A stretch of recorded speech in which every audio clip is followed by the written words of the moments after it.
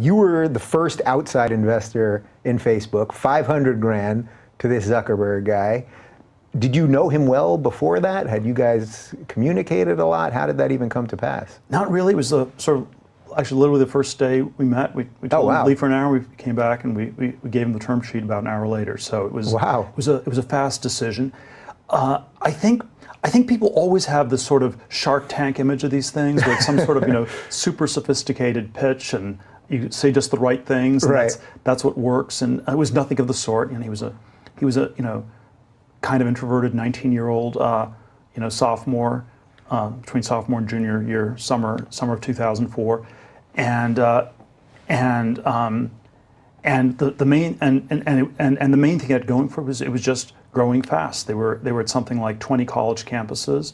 They had about 100,000 people on the network, and they just needed more money for computers because there was such demand for the product as they were going to launch it at more colleges in the fall. So is that what appealed to you more than the product itself? Just that you saw engagement with people? It was already working. Yeah. But I would say the other part of it was that there was like a prehistory to it. So one of my good friends from PayPal, back from Stanford, was a guy named Reid Hoffman, who he started LinkedIn later years, and he'd worked with me at PayPal in the late 90s, early 2000s. But before that, he had started a social networking company back in 1997, 7 years before Facebook.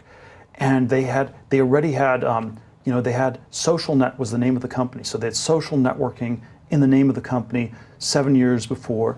And there were all these things that they had thought about doing. So it was going to be, the 1990s version of social networking was we were going to have these avatars in cyberspace, and I might be a cat and you might be a dog, and I'd be a virtual cat and you're a virtual dog, and we have to figure out how we relate.